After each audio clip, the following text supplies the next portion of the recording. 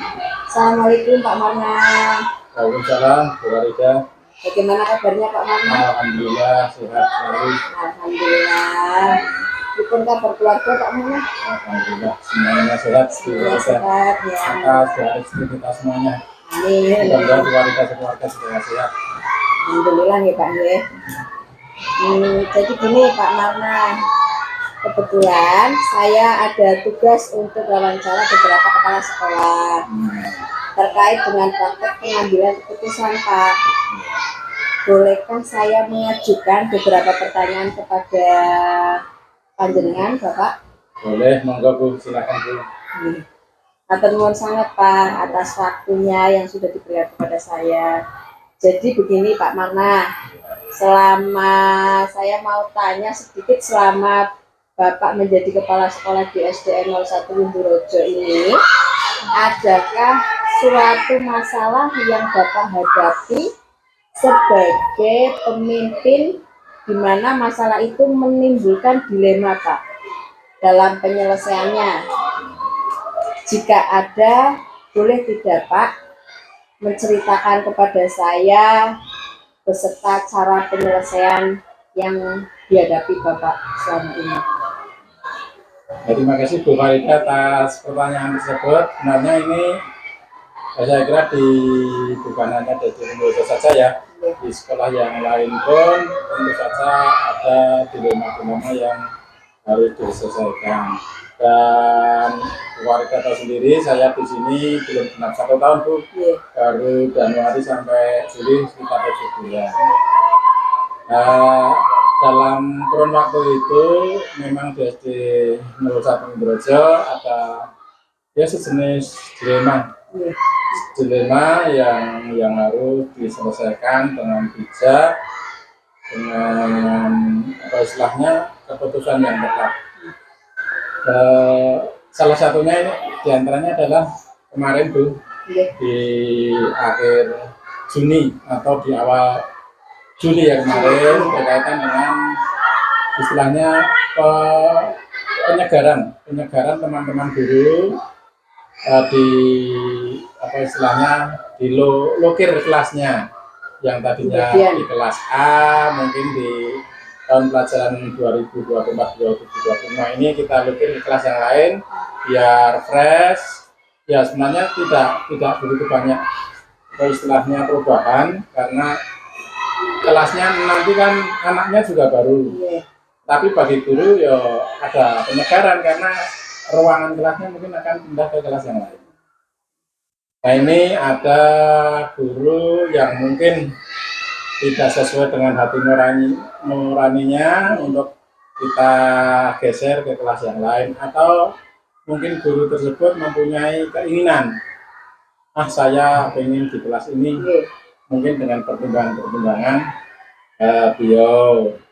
Namun saya tidak serta-merta untuk memenuhi apa yang menjadi keinginan itu, karena butuh diskusi, butuh pemikiran dari rekan-rekan, sehingga saya sampaikan kepada beliau kalau memang panjenengan seperti itu nanti kita florkan di rapat, di diskusi dengan teman-teman, nanti akan diperoleh keputusan yang lebih tepat daripada hanya dari satu pihak saya yang memutuskan, karena ya memang itu wewenang kepala sekolah, namun akan lebih baik kalau kita putuskan bersama-sama. Gitu Bu, saya. Matur nuwun Pak Marna. Jadi keputusan yang sangat solutif ya Pak sambil menunggu rapat dan dari rekan-rekan guru, kesepakatan dari rekan-rekan guru juga Pak Jadi begini Pak Marna, dalam modul yang saya pelajari ada 2 jenis dilema, yaitu dilema etika yang merupakan dilema kebenaran lawan kebenaran, dan bujukan moral yang merupakan kebenaran lawan kesalahan. Nah, kalau menurut Pak Marna, bagaimana Bapak dapat mengidentifikasi kasus-kasus yang muncul ini? Mana yang berupa dilema etika dan mana yang berupa bujukan moral? Terima kasih Bu.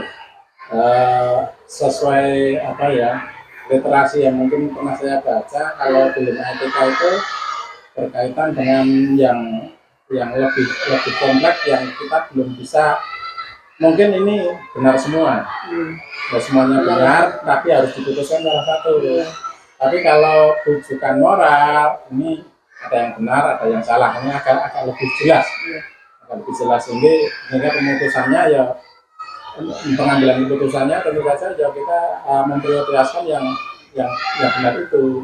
Pertimbangannya ya harus ada apa istilahnya, keputusan yang mempunyai lebih banyak kebaikannya daripada mudaratnya. Pak. Selanjutnya Pak Mana, selama ini bagaimana Bapak menjalankan pengambilan keputusan di sekolah panjenengan, terutama untuk kasus-kasus di mana ada dua kepentingan yang sama-sama benar atau sama-sama mengandung nilai kebajikan? Budaya yang saya gunakan selama ini, tentu saja saya melibatkan rekan-rekan. Rekan guru saya libatkan, kalau memang keputusan itu membutuhkan dari pihak orang tua, ya paling tidak dari komite saya libatkan untuk kita ajak bicarakan, sehingga keputusan nanti ya paling tidak lebih baik dibanding saya memutuskan sendiri. Bersama-sama Pak, dengan warga sekolah. Ya, stakeholder yang sesuai. Terus selanjutnya Pak Mana, langkah-langkah atau prosedur seperti apa yang biasa Bapak lakukan selama ini? Ya seperti tadi, prosedurnya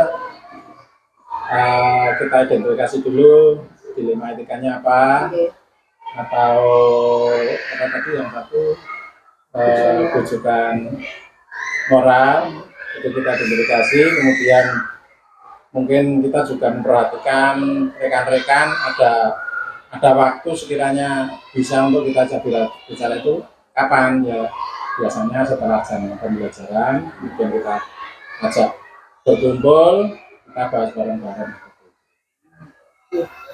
Dan selanjutnya Pak, hal-hal apa saja yang selama ini Bapak anggap efektif dalam pengambilan keputusan pada kasus-kasus dilema etika? Ya, efektifnya dikerjakan bersama-sama. Dengan pemikiran banyak orang akan lebih tepat dalam mengambil keputusan. Selanjutnya Pak, hal-hal apa saja yang selama ini merupakan tantangan dalam pengambilan keputusan pada kasus-kasus dilema etika? Tantangannya yang lebih spesifik adalah bahwa pengambilan keputusan itu tentu saja ada pihak-pihak yang kurang puas. Ya ini dengan cara kita memberikan pengertian pada mereka bahwa pendapat orang itu berbeda-beda. Tentu saja semuanya mempunyai efek, mempunyai istilahnya tujuan, arahan yang berbeda. Kalau memang sudah kita bicarakan dengan beberapa orang, ini suara yang terbanyak itu kami anggap selama ini adalah pendapat yang lebih baik daripada pemikiran sedikit orang. Terima kasih. Untuk selanjutnya Pak Marno, apakah panjenengan memiliki sebuah tata cara atau jadwal tertentu Pak dalam sebuah penyelesaian kasus dilema etika? Apakah panjenengan langsung menyelesaikan di tempat atau memiliki sebuah jadwal untuk menyelesaikannya? Bentuk atau prosedur seperti apa yang akan Bapak jalankan? Kalau jawab kayaknya tidak, Bu. Prinsip saya penyelesaian masalah itu lebih cepat lebih baik.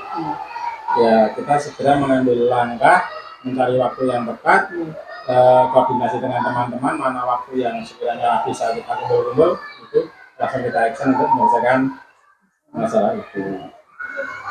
Selanjutnya Pak, adakah seseorang atau faktor-faktor apa yang selama ini mempermudah atau membantu Bapak dalam pengambilan keputusan dalam kasus-kasus dilema etika?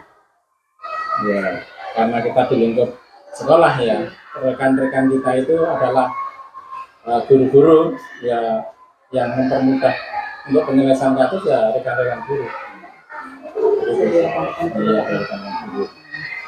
Oke, selanjutnya Pak, ini pertanyaan yang terakhir. Dari semua hal yang telah disampaikan, pembelajaran apa yang dapat Bapak petik dari pengalaman selama ini mengambil keputusan pada dilema etika Pak Marna? Pengalaman apa istilahnya, pelajaran penting ya, yang telah saya lakukan sebagai kepala sekolah untuk mengambil keputusan adalah dengan cara keputusan bersama atau musyawarah dengan rekan kerja, sehingga karena pemikiran satu orang itu mungkin terbatas. Kalau kita ditambah dengan pemikiran-pemikiran atau ide-ide dari rekan-rekan, mungkin itu akan lebih baik lagi. Intinya pekerjaan itu kalau dikerjakan bersama-sama akan menjadi lebih mudah. Terima kasih banyak atas waktunya Pak Marna. Tadi adalah pertanyaan terakhir dari saya. Dan terima kasih juga atas kesediaan waktu dalam menjadi narasumber wawancara saya pada hari ini Pak Marna. Mohon maaf telah mengganggu waktunya Pak Marna. Tidak, Bu, tidak mengganggu, sama-sama, Bu. Saya juga mohon maaf, Bu, barangkali jawaban saya ini kurang memuaskan kepada Bu Farida, sehingga ya saya masih perlu belajar banyak dari pihak lain, sehingga mungkin cara saya dalam mengambil keputusan ini masih perlu penyempurnaan lagi, sehingga kalau saya bisa belajar dengan yang lain nanti akan lebih baik.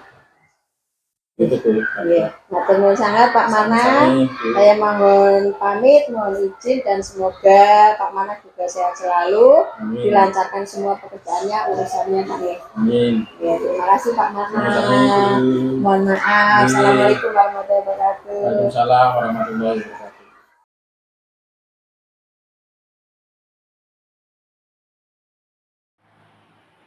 Assalamualaikum Pak Agus. Waalaikumsalam warahmatullahi. Bagaimana kabarnya Pak Agus? Kabarnya baik sekali, warga. Alhamdulillah Pak G. Mudah-mudahan Bapak dan keluarga sehat semua Pak G.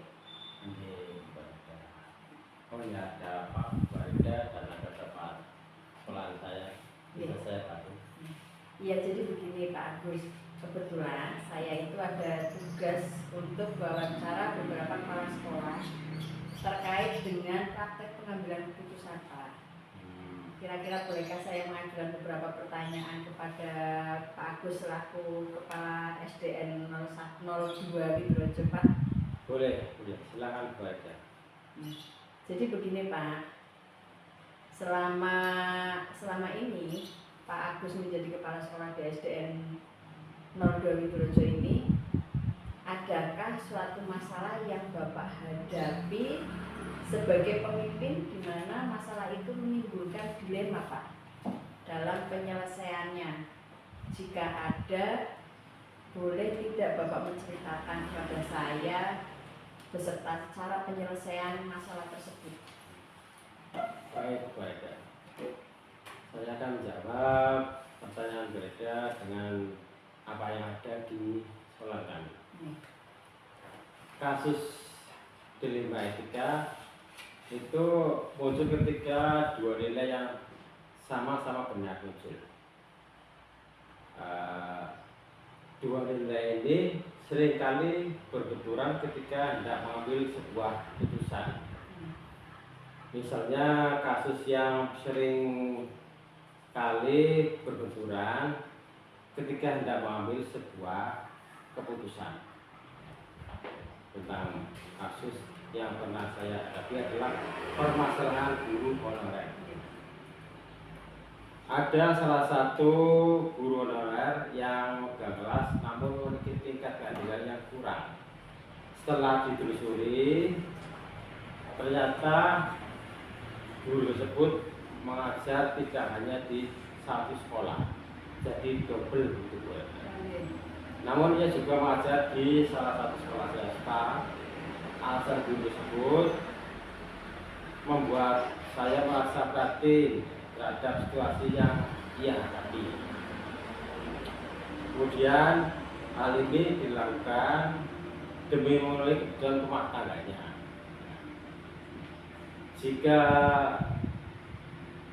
sekolah saya, namun saya lakukan karena merasa kasihan. saya tahu bahwa gaji yang diterima dari DWP itu tidak tercukupi, maka harus didobel sana sini. Inilah yang membuat saya menghadapi permasalahan dilema etika. Kalau untuk rujukan moral, itu kan sudah jelas ada dua hal yang bertentangan. Namun yang satu benar dan yang satu salah.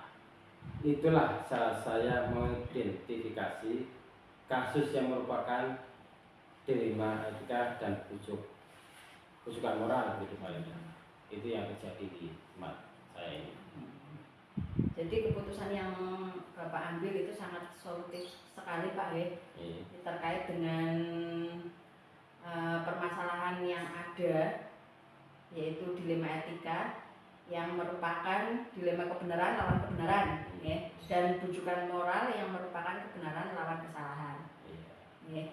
Terus untuk selanjutnya Pak, selama ini bagaimana Bapak menjalankan pengambilan keputusan di sekolah Bapak, terutama untuk kasus-kasus di mana ada dua kepentingan yang sama-sama benar atau sama-sama mengandung nilai kebajikan Pak? Gini, meminta pendapat dari orang yang berpengalaman atau orang yang paham terkait situasi tersebut.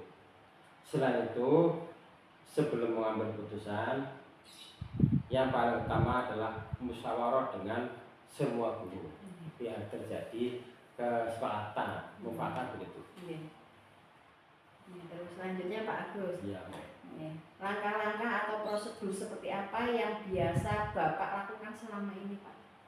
Yang bisa saya lakukan adalah musyawarah dengan semua guru berdasarkan fakta-fakta yang relevan. Jadi mengambil fakta-fakta yang relevan Ya. gitu ya Pak? Iya begitu. Selanjutnya Pak Agus, hal-hal apa saja yang selama ini Bapak anggap efektif dalam pengambilan keputusan pada kasus-kasus dilema etika Pak? Oh ya, saya ambil adalah yang pertama itu tidak membiarkan masalah itu berlarut-larut. Kemudian yang kedua, mengumpulkan semua fakta-fakta. Terus mempertimbangkan dampak yang terjadi di masa depan. Kemudian yang terakhir, musyawarah dan diskusi dengan warga sekolah. Itu yang saya lakukan. Sangat penting Pak ya, diskusi dengan warga sekolah Pak ya. Ya, satu ini sekali. Terus selanjutnya Pak, pertanyaan selanjutnya, hal-hal apa saja yang selama ini merupakan tantangan dalam pengambilan keputusan pada kasus-kasus dilema etika Pak? Dampak dari putusan yang diambil di masa depan dan melakukan pencegahan agar kasus serupa tidak terjadi lagi atau kembali lagi terulang lagi begitu.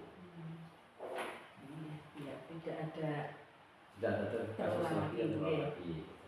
Terus pertanyaan selanjutnya Pak, apakah Bapak memiliki sebuah jadwal tertentu dalam sebuah penyelesaian kasus dilema etika? Dan apakah Bapak langsung menyelesaikan di tempat atau memiliki sebuah jadwal untuk menyelesaikannya, baik bentuk atau prosedur seperti apa yang akan Bapak jalankan? Untuk sementara ini tidak ada jadwal atau jadwal tertentu dalam hal ini karena masalah yang muncul terjadi begitu saja. Namun harus segera diselesaikan secara damai dan segera begitu. Penyelesaian segera gitu. Ya. Terus selanjutnya Pak Agus, adakah seseorang atau faktor-faktor apa yang selama ini mempermudah atau membantu Bapak dalam pengambilan keputusan dalam kasus-kasus dilema etika Pak? Ada ya, yaitu rekan sejawat. Atau teman diskusi, pengawas binaan, dan semua rekan guru yang ada di sekolah. Terus Pak, nah pertanyaan terakhir Pak dari saya Pak. Iya Bapak. Dari semua hal yang telah disampaikan Bapak, pembelajaran apa yang dapat Bapak petik dari pengalaman Bapak mengambil keputusan dilema etika ini, Pak?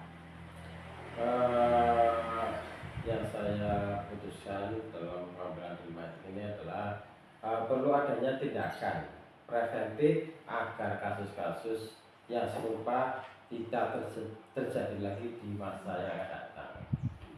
Begitu Pak Mbak Farida yang perlu saya sampaikan pada wawancara siang hari ini. Terima kasih Pak Agus, terima kasih banyak atas waktu dan kesediaan Bapak dalam menjadi narasumber wawancara saya di hari ini Pak Agus. Mohon maaf sudah mengganggu waktunya, sudah mengganggu pekerjaan Bapak di siang hari ini. Tidak apa-apa Bu Farida, saya hanya bisa bantu sekedarnya begitu. Kalau begitu saya izin pamit Pak Agus. Mudah-mudahan Pak Agus tetap sehat. Amin. Terus bisa bekerja selanjutnya, pekerjaan selanjutnya di hari ini Pak. Mungkin itu saja, saya mohon pamit Pak Agus. Terima kasih. Assalamualaikum warahmatullahi wabarakatuh. Waalaikumsalam warahmatullahi wabarakatuh. Salam Pak Agus. Monggo Pak ya.